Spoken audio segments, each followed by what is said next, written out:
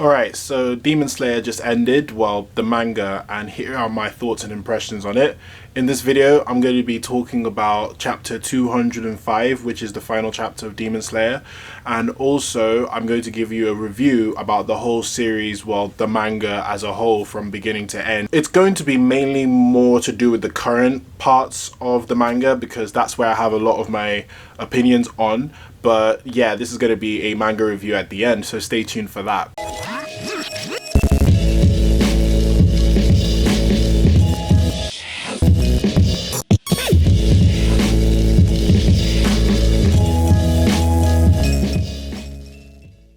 Hey everyone, how you doing today? My name's Yaiba. I'm back again for another video, of course, and I wanted to talk today about Demon Slayer Kimetsu no Yaiba, the manga. It's weird that it's ending because this show only blew up last year and actually towards the later half of last year.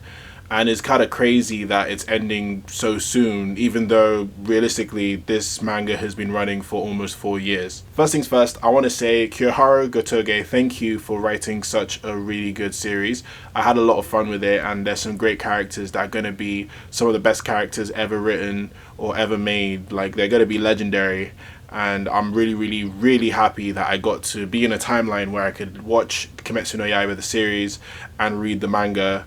And I had the time of my life binge reading it last year and then continuing to read it weekly. Let's start with chapter 205. So this was the final chapter in the whole of Demon Slayer, wrapping up the Infinity Fortress arc. I think it's Infinite Fortress arc. And this chapter was showing the great grandchildren of the Demon Slayer cast that we all know and love today. Honestly, I really like this chapter. It was such a nice chapter to end the whole series.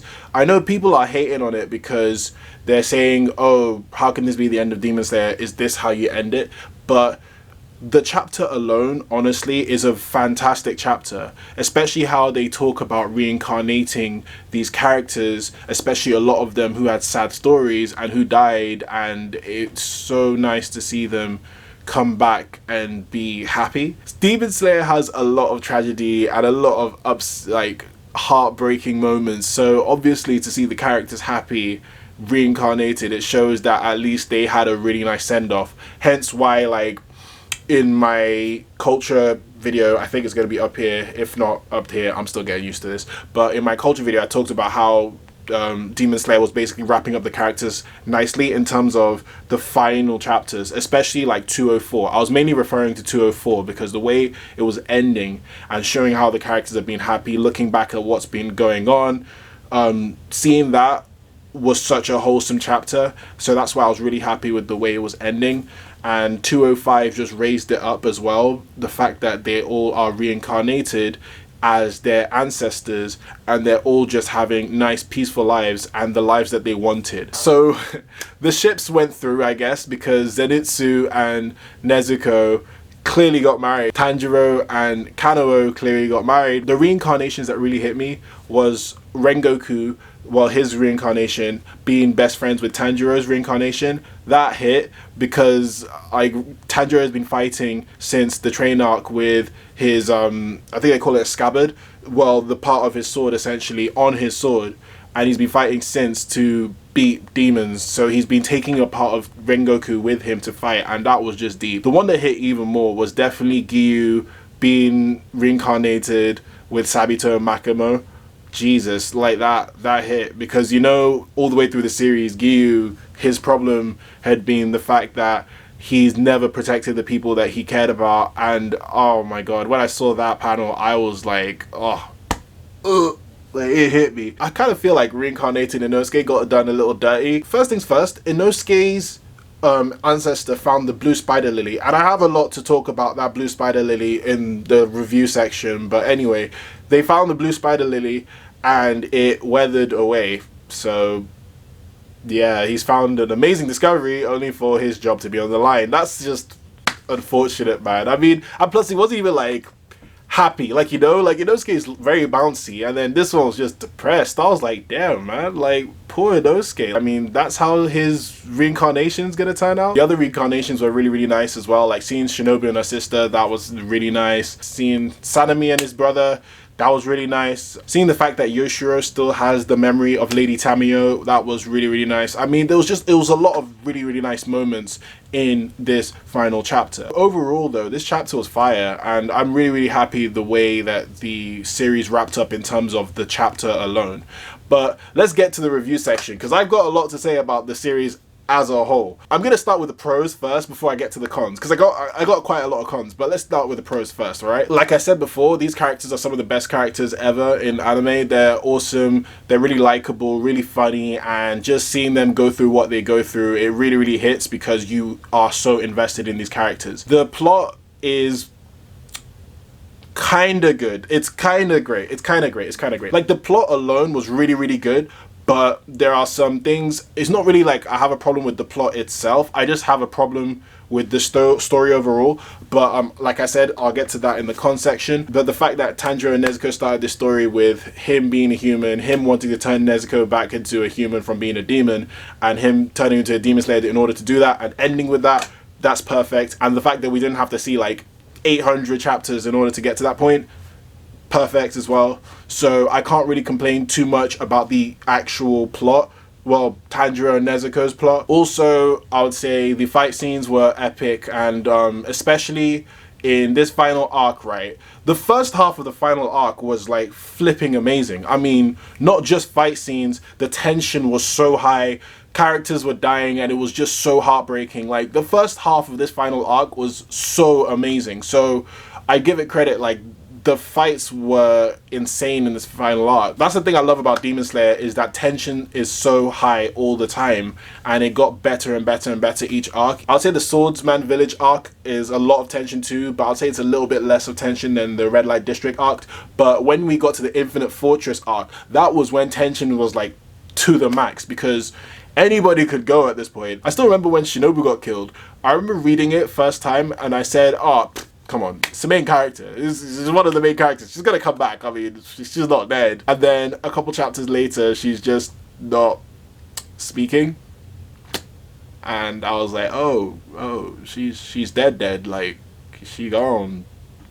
Jesus. Stuff like that made me like hyped about this series. I mean, the tension in Kimetsu no Yaiba, it's really, really hard to top, except for maybe something like I don't know, Attack on Titan, or something along those levels. Some of the arcs are some of the best arcs in anime and manga, especially the Red Light District arc. Now, when that arc gets adapted, I feel like people are going to call it Demon Slayer probably the best series ever, because that arc is fire. And especially how it leads from straight after the train arc, which is also another fire arc. So the movie, people are probably going to call that one of the best things ever as well. So I'm not going to be surprised, because those arcs are fire. And Gotoge really wrote some like deep stuff in this series as well. A lot of the things I love about this series can be explained in my why I think Demon Slayer is great video, but in terms of manga alone, I would say that those are the things that I really focused on a lot more, like, well, as a whole, is the fact that the plot was good, the characters are amazing, the fights are sick, and the tension was just on another level. So those were cool. And to be fair, the powers were also cool too. So like, I love the powers as well. Like I said, I've explained a lot of them in my Why It's Great video. And now this is manga only, and now that it's complete, I can finally say that I have quite a number of cons with this series overall. The main one that hits me is the fact that there were a lot of mysteries that were just irrelevant, and they just feel like Chekhov's guns to me. For example, the blue spider lily. Like, the whole point of the blue spider lily is that Muzan was trying to find it in order to help him with something to, you know, make him human. We never found out how it's meant to help, number one. And number two, like, what was the point of it? Like, you introduced us this blue spider lily, right? And then we don't see it, we don't hear of it, it's just there. What was the point of it? Like, correct me if I'm wrong in the comments if I'm missing something, but I like, what was the point of it? I don't even think it was used for the medicine to turn Nezuko human. I don't think it was. Another thing, right, was that Upper Moon 1 told Gyomei, I believe it was Gyomei, that if you have the mark, so Tanjiro's mark that spreads to different demon slayers, if you have that mark, you won't live past 25. Or I believe it was 25 or 27, one of them, right? So yet again, what was the point of that? Why did you tell us this information that they're gonna live until here, and we saw none of the consequences from that. I mean, I just feel like it was just a waste of time. And then this happens a lot in Demon Slayer, and it took me till the end of the series to realize it. Well, okay, I didn't like not realize it. I just thought they were gonna explain it towards the end of the series. Like, I didn't like the way they resolved the whole Blue Spider Lily mystery. Like, one of the reasons why I thought this show wouldn't end like so soon is the fact that the Blue Spider Lily mystery had not been resolved. So I was like, all right, cool. This is a huge mystery. This is something that Muzan has been looking for. Like, he killed people for this. There must be a legitimate reason why this thing is still around. And come on, the series can't end with it like not being resolved. The fact that Inosuke's reincarnation found the lily and then it withered away. I mean, it's just I don't it was like, what, really? Like, you know what I mean? Like, really? Like, Demon King Tanjiro is another one. What was the point of that? Like, what was the actual point? To make us feel bad and then for him to come back to life? I mean, if it was at that rate, you may as well just not killed him. You know what I mean? This happens quite a bit in Demon Slayer. There's just stuff that will hype you and then they don't like deliver. I'm not trying to like hate on the series or anything. It's just these are little nitpicks that got me a bit irritated because I would be going through the series expecting these mysteries to be answered. So that's that. And then also, like I said in my culture video, there were parts in the final arc where I was a bit iffy with. It goes like, Zenitsu beats Upper Moon 6. Okay, doesn't really make sense, but we'll go. And it's hype. It's cool. It's cool. It's cool. It's hype. It's hype. Let's go. Then Shinobu's dying. And like, whoa, what's going on? And then like the battles with Upper Moon 3, Upper Moon 2, Upper Moon 1. Whoa, whoa, whoa, whoa, whoa. And then Muzan came and then, wheel. That's how it went. Like, Muzan came. As soon as Muzan came, right, who is the big bad villain? It just, like, it's not like it's trash. It's just that it's just not executed as well as it should be. It's not just the length of the final fight. It's just how it went. It was just, it just wasn't that cool. I bet you, like, when it's animated, it'll look so crazy, but seeing it on page, I thought it could have been a little bit better. The only reason why I would say it's hype is because everyone was taking some serious damage, but yet again, I didn't think it would need like 10 chapters of, you know, damage to do that. And I get it's a final boss and it's meant to be long, but it just didn't feel final bossy, if that makes sense. It just felt like another demon that they were slaying, and that's not what I want to feel when we're trying to take down the big bad of the whole series. So yeah, that was my gripes on that. And then one last thing I'd say is the development. And granted, characters do develop in Demon Slayer. It's just that to make this show from a great show to an insanely sick show, they could have like added more development into the series, especially Inosuke. I think Inosuke yet again, I feel like he's done a little bit dirty. What is his development? Like, okay, he's gone from not caring to caring. All right, it's good development. Let's not lie. It's actually good development. But I feel like Inosuke could have grown more. Like, for example, look at Bakugo in My Hero Academia, right? Bakugo has done basically what Inosuke's done, is from not caring to caring, but at least Bakugo's done some cool stuff while doing that. Inosuke hasn't. Like, he's done some cool things together with the crew, but I want to see Inosuke on his own, like, do something cool, you know? Like, look at Zenitsu, and look at Zenitsu's fights. He's had some sick fights. What about Inosuke? Like, what about him? I feel like, in my opinion, this could have been better, right? Demon Slayer in general, if they had another 100 chapters, right? And they didn't throw Upper Moon 3, 2, and 1 and Muzan in the same arc. I feel like what they should have done is they should have had like maybe Upper Moon 3 have his own arc and then put some mini boss demons around so that everybody else can grow, and then Tanjiro goes to fight Upper Moon 3 after training to go and get his revenge on Rengoku, then go to the next arc, and then, you know what I mean, like add like maybe 2 more arcs to the series and then fight Muzan. That's what I would have done, in all honesty. And then Muzan could have created some OP demons to go and kill everybody, you know? Like, really expand on the story and give more people shine. Because people got their shine, right? But I feel like people got their shine to make this series great, not this shine to make this series amazing, like a My Hero Academia or a One Piece. You get what I'm saying? Would I say that Demon Slayer, the Kimetsu no Yaiba, is a masterpiece? Absolutely not. Would I say it's a amazing series? Probably not either. Will I say it's a great manga and a great source material? Absolutely. It is great. Overall, this series is great. Let me not lie to you. It's a great series and I'm really happy with the series. I'm not going to say it was bad. Like a lot of people on Twitter are saying, oh, is this your GOAT? This Demon Slayer is trash, da da da da. Nah, it's a great series. It's well written. It's good. Like Kyohara Gotoge killed it.